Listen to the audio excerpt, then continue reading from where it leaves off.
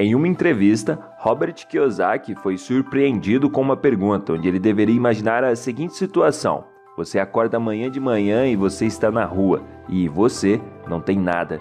Não tem sequer um único contato ou celular para falar com alguém. Tudo que você tem é o conhecimento e a experiência que você teve ao longo de sua carreira. Como você se constrói a partir daí. No vídeo de hoje, vamos aprender o que fazer quando se precisa começar tudo do zero. Passei por isso tantas vezes que isso não é um grande problema, e isso me permitiu descobrir o que é preciso fazer. Se eu tivesse que começar do zero hoje, eu poderia trabalhar para o McDonald's. E a razão de eu ir trabalhar para o McDonald's é que eu ganharia em torno de R$ 7 por hora. O McDonald's tem um dos melhores sistemas de negócios do mundo, que de outra forma, uma empresa poderia alcançar tantas pessoas e construir uma indústria de fast food em todo o mundo. Eles têm o melhor sistema. Dentro dos pequenos McDonald's, você pode aprender tudo o que precisa sobre negócios, exceto o lado de gestão.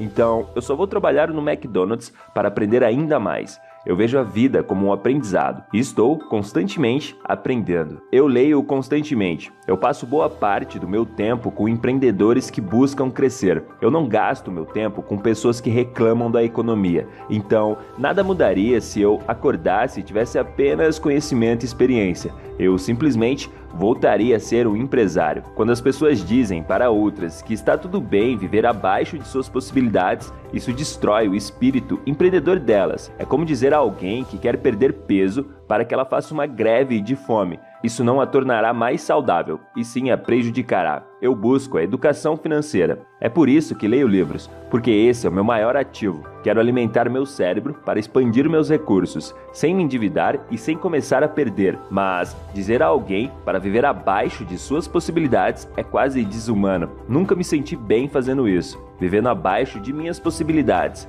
Eu queria me esforçar para fazer melhor a cada dia. Eu quero fazer melhor a cada dia. Eu gosto da vida boa. Me recordo de uma história que vivi. Um dia eu entrei no meu jato. Eu estava sobrevoando. Eu tinha um modelo de Learjet na época e decidi ir mais baixo. Quando eu olho para cima, há um 727 sobrevoando acima de mim. Eu abaixo dele e disse: "Oh Deus, eles são meninos grandes em seus grandes brinquedos." Mas, no mesmo instante, eu me inspirei. Eu disse: "Ok, eu estou em um Learjet, agora é hora de avançar." Isso não significa que o que vai me fazer mais feliz é um jato novo e maior.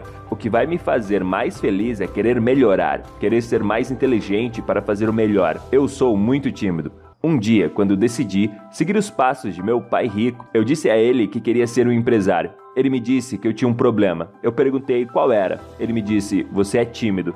E eu disse: "O que há de errado em ser tímido?" E ele me disse: "Para vender, tem que ter a habilidade de lidar com a rejeição. Você pode lidar com a rejeição? Se a resposta for não, você não pode lidar com isso." E então, eu escolhi não aprender a vender. Isso foi em 1973. Um tempo passou e quando eu tinha 25 anos, meu pai rico perguntou: "Como vai a sua vida amorosa?" Eu respondi que ia mal. Ele disse que isso acontecia porque eu não sabia vender e nem lidar com a habilidade da rejeição. Então, fui trabalhar para a Xerox em 1974 para aprender a vender. Demorou 4 anos para que eu me tornasse o número 1 em vendas. Hoje, sou um ator de best-sellers. A maior parte dos PhDs dizem que não sei escrever. Eles podem dizer que não posso escrever, mas não podem negar que sei vender. Então, se você não consegue vender, não poderá ganhar dinheiro. O importante é que você comece. Não importa com qual produto você comece, mas comece. É como aprendemos. Empreendedores têm uma coisa em comum: eles continuam mudando as regras. Eles inventam as regras e quase nunca aceitam apenas uma resposta. Um verdadeiro empreendedor realmente não se importa em que país está. Ele possui suas próprias crenças e suas próprias regras. Tem um amigo que é um homem rico e mora na França. E você sabe que a França é muito comunista.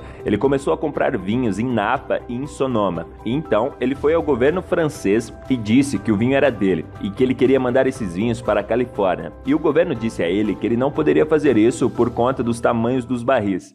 Então ele disse: "Ok, eu não posso enviar barris, então enviarei em garrafas." Ele engarrafou todo o seu vinho, o que lhe custou mais dinheiro.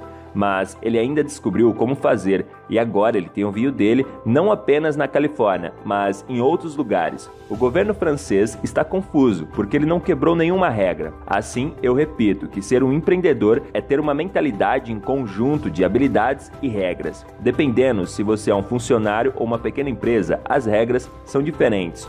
Os conjuntos de habilidades são diferentes. Quando eu era um garotinho, provavelmente com 5 ou 6 anos de idade, eu queria ser rico. Então acho que o primeiro passo é desejar. Assim, naturalmente, você procura seus modelos a seguir. Durante minha vida, eu tive vários modelos de mestres ricos e ainda hoje procuro mentores e mulheres sábias, porque é assim que eu fico mais sábio, se envolvendo com pessoas inteligentes. Eu era uma daquelas crianças que não gostava da escola. A escola é boa para pessoas que gostam de escola. O meu pai pobre era diretor de educação, médico do Conselho do Governo do Havaí, todas essas coisas. E eu, seu filho, estava faltando à escola porque não conseguia ler, não conseguia escrever, me senti entediado fazendo essas coisas. Quando conheci o pai do meu melhor amigo, que era rico, ele me mostrou alguns jogos. Games são as melhores ferramentas de ensino. É assim que pessoas ricas ensinam a seus filhos estratégias de batalhas com xadrez. Meu pai rico me ensinou a ser um homem rico jogando Monopólio. Nós jogávamos Monopólio hora após hora. A fórmula para ganhar um lote no Monopólio são 4 estufas em um hotel vermelho. Então, hoje no Arizona, eu possuo 8.000 estufas e vários hotéis vermelhos. Eu jogo Monopólio na vida real. Então, esse é o poder de um jogo.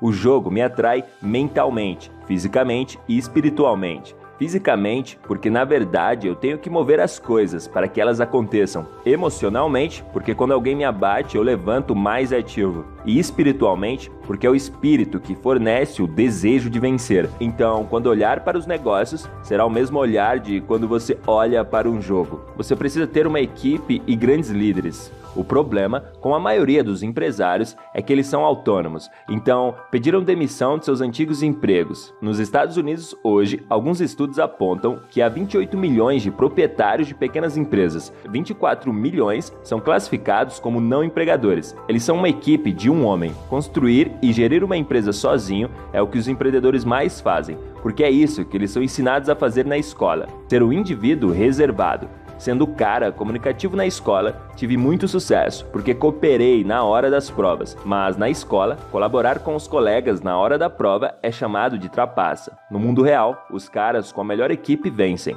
Então, tudo que eu foco é colocar a melhor equipe junto. Muitas vezes, os alunos da escola, que serão médicos e advogados, estão sentados sozinhos. Mas os que serão empresários usaram de estratégia tática mental para se comunicar e aprender através de experiências, se unindo para realizar as tarefas. Eu fui para a escola militar, sou um ex-fuzileiro naval, então tudo eu penso como em uma operação militar. Não quero ser o mais inteligente da minha equipe, mas quero ter o melhor time, e é por isso que ganhei a maioria dos meus jogos.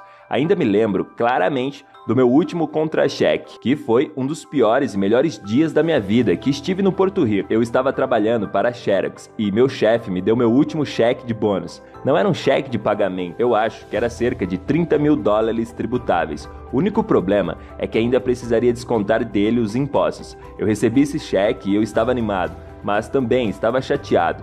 E então, outro cara se aproximou de mim e disse: "Você vai voltar." E eu disse: "Por quê?" Ele respondeu: "Porque você vai falhar." E eu olhei para ele e disse algumas palavras pesadas. Eu então voltei ao Xerox e lhe disse: "Você falhou e voltou, mas eu não vou falhar e nunca mais voltarei." Essa é a atitude. Você sabe o que quero dizer. Se você dizer que sempre fracassará e irá voltar para a casa de seus pais, então é isso que você fará. Então, eu não iria fracassar quando eu me tornasse um empresário, porque eu não teria dinheiro.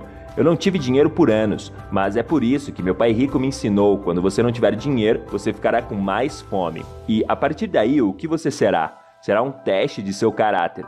Você se tornará um ladrão? Você se tornará mais inteligente? Você se tornará um trapaceiro desonesto? Você roubará ou se tornará um ser humano melhor? Sendo assim, esse é o benefício de se tornar um empreendedor. Você realmente descobre quem você é quando você não tem nada. Se for um empreendedor e não tiver nada, as habilidades de liderança e comunicação são mais importantes do que um diploma de direito. Capacidade de ouvir e não aceitar tudo como algo pessoal e ainda fazer o trabalho é o melhor treinamento do mundo. Tudo que eu fiz quando comecei na empresa do meu pai foi ter o mesmo senso de trabalho em equipe. Há algumas coisas que você deve lembrar. Número 1 é ter a força de aceitar suas falhas de caráter. Se levante e não se chateie, apenas mantenha sua posição. Continue forte. Esse é o foco. Número 2. Aprendi, quando fui para as escolas de aviação, a me preparar para voar no Vietnã, que quando seu inimigo está atirando em você, seu dever é ficar focado em seu alvo.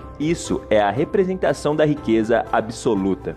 Número 3. Quando alguém está lutando financeiramente, seja por uma empresa ou até mesmo por um casamento, é porque a relação completa está ruim agora. Não se pode fazer um acordo com um casal ruim. E Deus sabe que teve alguns casais ruins e eles são incompetentes, mas eles querem fingir que são inteligentes. E por fim, todo empresário deve fazer algo que ninguém mais faz. Por exemplo, no Walmart dos Estados Unidos, todo o sistema de negócios é projetado para oferecer o preço mais baixo possível em tudo. A FedEx disse que eles construíram uma empresa inteira em torno dessa pequena promessa de pizza em menos de 30 minutos. Então, toda a empresa foi construída em torno de uma pequena promessa simples, e essas são as coisas que tornam os empresários extremamente ricos ou extremamente pobres. Agora que você já sabe disso, faça bom uso desses pontos.